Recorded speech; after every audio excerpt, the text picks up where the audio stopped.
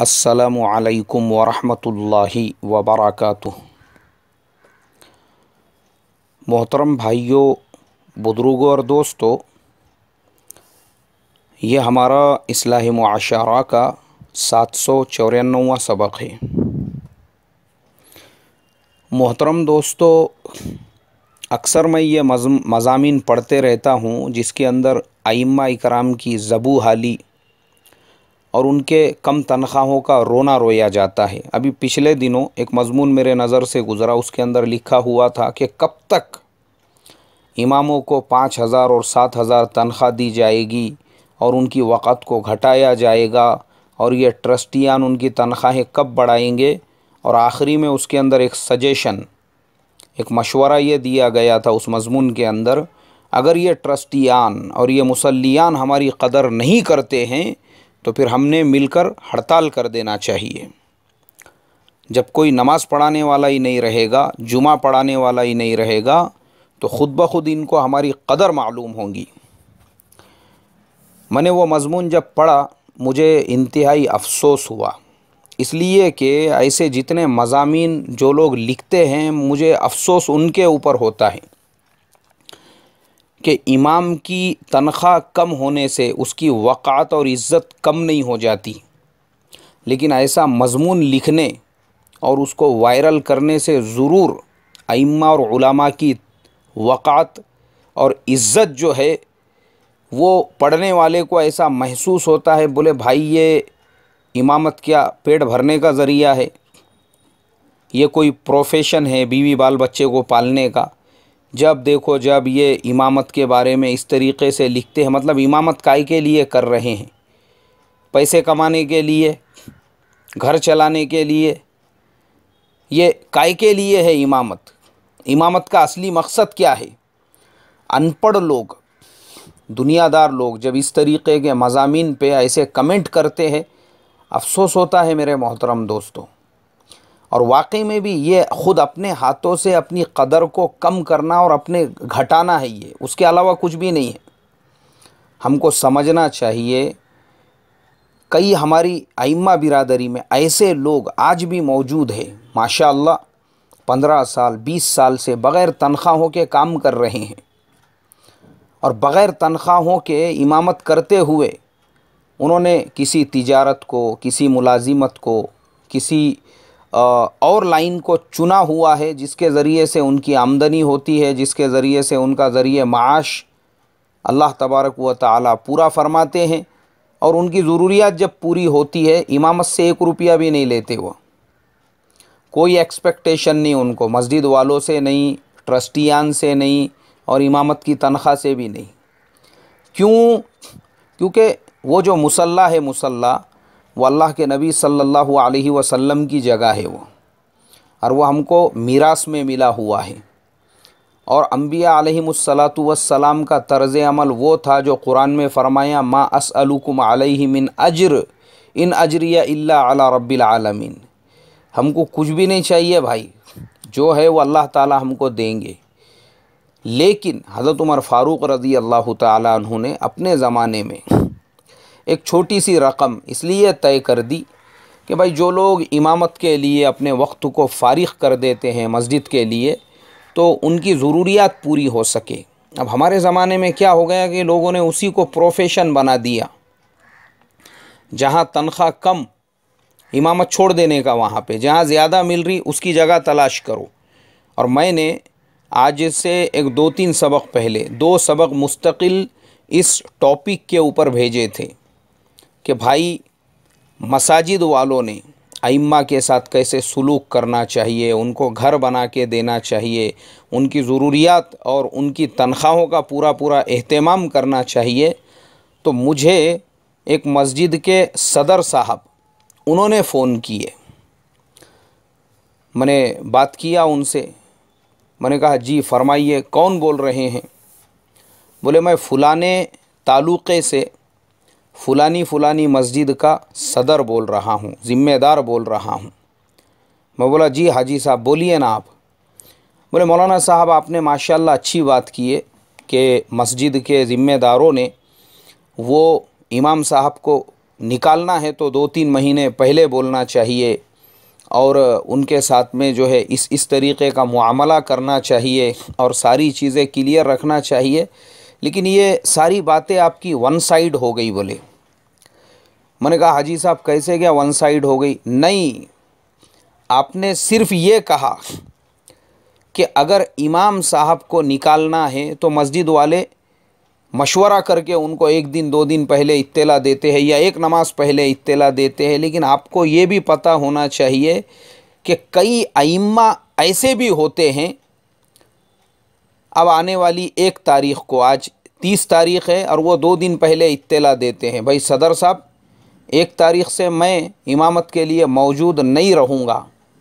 क्यों भाई, क्यों मौजूद नहीं रहेंगे? नहीं बोले यार, ये छोटे से गांव में मेरा जमरा नहीं, वो फलाने शहर की फलानी बड़ी जो मस्जिद है ना, वहाँ पे मैंने बातचीत पक्की कर लिया हूँ, अब मैं वहाँ जाने वाला हूँ इमामत के लिए, तो अब आप अपनी मस्जिद के लिए कोई इमाम तलाश करो। अरे मौलवी साहब परसों के दिन जुमा भी है, अब हम इतने इमरजेंसी में, इतने अर्जेंट में किसको तलाश करेंगे? देखो वो तुम्हारा मसला है, मैं तो नहीं रह सकता क्योंकि मेरी उनसे बात हो गई हुई है, मेरे को वो जुमा से ही शुरुआत करना है। अरे आपने कम से कम महीना भर पहले बोलना चाहिए था। नहीं वो बराबर है, बोलना चाहिए था, मगर उन लोगों को भी अर्जेंट में इमरजेंसी में ज़रूरत है, इसलिए बोले मैं जा रहा हूँ।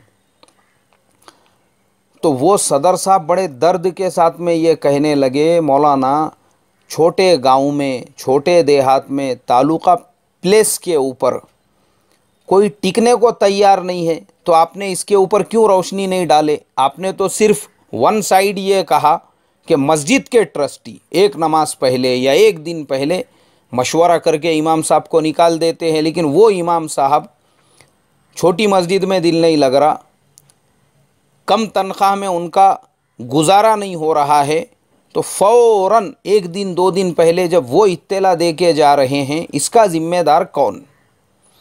और वाकई में भी मेरे मोहतरम दोस्तों, प्रैक्टिकल में मेरे साथ में ऐसे कुछ हादसे, कुछ वाक़ये पेश आए हैं। एक साहब ने मुझे फ़ोन किया, बोले भाई आपके मकतब में जगह है? मैंने कहा भाई जगह है, लेकिन आपको रोज़ाना पढ़ाने के लिए पाबंदी से आना पड़ेगा। नहीं बोले मैं पाबंदी से आऊँगा, लेकिन कैसा है मैं और दूसरी जगह जो है ना तलाश में हूँ, बोले दूसरी अच्छी जगह की, तो मुझे जगह अगर दूसरी जगह मिल गई मैं छोड़ दूंगा बोले तुम्हारा मकतब। मैंने कहा मतलब ये है कि आप मकतब को यूज़ करना चाहते हैं, इस्तेमाल करना चाहते हैं। यानी देखो वो बोलने वाले का तरीक़ा भी कैसे है, वो ख़ुद सामने से मुझे ये बोल रहा है अभी तो मैं खाली हूँ ना, बोले कुछ नहीं है मेरे पास में। तो मैंने सोचा अब इधर उधर खाली फिरने से अच्छा है एक टाइम पढ़ाओ, उसके बाद अपने को अगर परमानेंट कहीं पे अच्छी जगह मिल जाती है छोड़ देंगे बोले ये मकतब को। और ऐसा अक्सर जगहों पे होता है, मकातिब जो बंद होते हैं, मदारिस को जो ताले लग जाते हैं, मसाजिद जो वीरान हो जाती है, मेरे मोहतरम दोस्तों वो उस पढ़ाने वाले के गैर ज़िम्मेदाराना तरीक़े कार की वजह से। अल्लाह हिफाजत फरमाए, ये बहुत बड़ा हमारा मसला है मेरे मोहतरम दोस्तों। और दूसरी तरफ ये जो हम बार बार बोलते हैं ना कि मस्जिद वालों को हमारी कदर नहीं है, ट्रस्टियों को हमारी कदर नहीं है, मैं समझता हूँ असल में हमको ही उम्मत मुस्लिमा की कदर नहीं है। दर्द नहीं है, दर्द हमारे दिल में मिल्लत का, कौम का, उम्मत का। हमको तो 12 महीने बस वही ख्याल कि हमारी इज़्ज़त नहीं करते, हमारी कदर नहीं करते, हमको पूछते नहीं, आज के ज़माने में उलमा की नाकदरी हो रही है, ऐसा हो रहा है, वैसा हो रहा है। ये इंतहाई निगेटिव और इंतहाई मनफी सोच है ये। अरे एक इमाम वो प्यार से, मोहब्बत से अपने मस्जिद के साथियों को समेट के लेकर चले, वो क्या नहीं कर सकता। ये खाली 7,000 5,000 की तनख्वाह का मसला नहीं है ये। आज भी याद रखो, कौम जो हमारी इज़्ज़त करती है, हमको अपने सर पे बिठा के रखती है, वो ये 5 और 8 हज़ार रुपये की वजह से नहीं, बल्कि उस मुसल्ले की वजह से जिस अंबिया अलैहिमुस्सलातु वस्सलाम के मुसल्ले पर हम बैठे हुए हैं, और जिसने मिल्लत के दर्द को ले लिया, मिल्लत की फ़िक्र को ले लिया। देखो अल्लाह ताला उससे काम कैसे लेते हैं, यही 5 और 8 हज़ार की तनख्वाह के अंदर। आज शनिचर है और मुझे लगता है शायद पिछले शनिचर की बात, 1 हफ्ता पूरा हो गया मुकम्मल, मेरी अचानक में हमारे इस्लाह मुआशरा के ऑफिस के रोड पर एक आलिम दीन, अल्हम्दुलिल्लाह दारुल उलूम देवबंद के फ़ारिग़ है और माशाअल्लाह एक मस्जिद में 11 साल तक इमामत की खिदमत अंजाम दे चुके हैं और अभी फ़िलहाल एक दूसरी मस्जिद के अंदर खिदमत अंजाम दे रहे हैं। हमारे मौलाना कलंदर साहब के फ़र्जंद मौलाना अब्दुल रशीद साहब मिफ्ताही, उनके साथ में वो आलिम दीन भी थे। मेरी मुलाकात हो गई, क्योंकि जलसे वग़ैरह में मुलाकात होती रहती है, सलाम मुसाफ़ा, उससे ज़्यादा ना मैं उनको जानता था ना वो जानते थे। तो मैंने उन दोनों को दावत दिया, मैंने कहा भाई चलो यहाँ करीब में ही इस्लाह मुआशरा फाउंडेशन का ऑफ़िस है, थोड़ी देर बैठेंगे जाकर वहाँ पे। बोले चलो ठीक है, कोई मसला नहीं। अल्लाह हमारे मौलवी अब्दुल रशीद साहब को जज़ाए खैर अता फ़रमाए, क्योंकि एक दिली ताल्लुक़ है उनको मुझसे और मुझे उनसे। तो माशाअल्लाह बहुत सारे चीज़ों में वो सपोर्ट भी करते रहते हैं। उन्होंने हमारी इस दावत को कबूल किया, हम लोग जाके बैठे। अब हमारे मौलवी अब्दुल रशीद साहब को एक तकाज़ा था, उन्होंने कहा मौलाना आपके गाड़ी की चाबी दो, मैं ज़रा बच्चों को स्कूल से लेकर आता हूँ। मैंने कहा ठीक है, फिर आप जाइए, जब तक मैं मौलाना के साथ में बातचीत करता हूँ। मैंने कहा मौलाना मैं अक्सर आपसे मिलते रहता हूँ और माशाअल्लाह मुलाकात भी होते रहती, लेकिन आपका नाम याद नहीं रहता मुझे।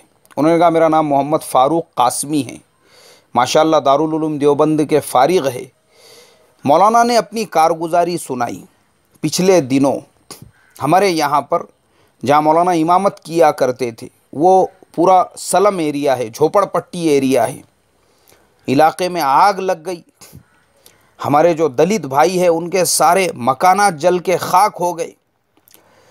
मेरे मोहतरम दोस्तों, हमारे मौलवी साहब ने महल्ले के जो पुढ़ारी है, महल्ले के जो पॉलिटिशियंस है, उनको साथ में लेकर वो दलित भाइयों के मकानात को दोबारा तामीर करने का बेड़ा उठाया। मस्जिद मस्जिद चंदा करने के लिए नौजवान तय किए। और आपको हैरत होगी सुनकर मेरे मोहतरम दोस्तों, कुछ महीनों के बाद वो सारे के सारे जितने हमारे दलित भाई थे, तकरीबन 70 के करीब वो मकानात थे, मुसलमानों ने मसाजिद में चंदा कर कर के वो सारे मकानात बना के उनको दे दिए। उनकी आंखों में आंसू। मैं ये मिसाल पहले भी दे चुका हूँ। ये किसने किया? एक इमाम। अब अगर हम 8,000 9,000 की तनख्वाह को ही देखेंगे तो हम क्या कर सकते हैं? वही हमारा दायरा होगा, उतना ही हमारा खेलने का ग्राउंड होगा, उससे बाहर निकलने को हम तैयार ही नहीं हैं। लेकिन वही इमाम अगर काम लेना चाहे उम्मत से, आप देखो ना, 70 मकानात यहाँ अपने खुद के एक 10 बाय 10 के कमरे के वांदे हैं, और वहाँ पे मौलाना ने 70 मकानात तकरीबन हमारे दलित भाइयों को बनाकर दे दिए। मतलब सबको साथ में लेकर, जो उस इलाके के पॉलिटिशियंस थे, जो उस इलाके के कौम के सोशल वर्कर्स थे, ऐसे सारे लोगों को साथ में लेकर। तो एक इमाम करना चाहे तो क्या नहीं कर सकता।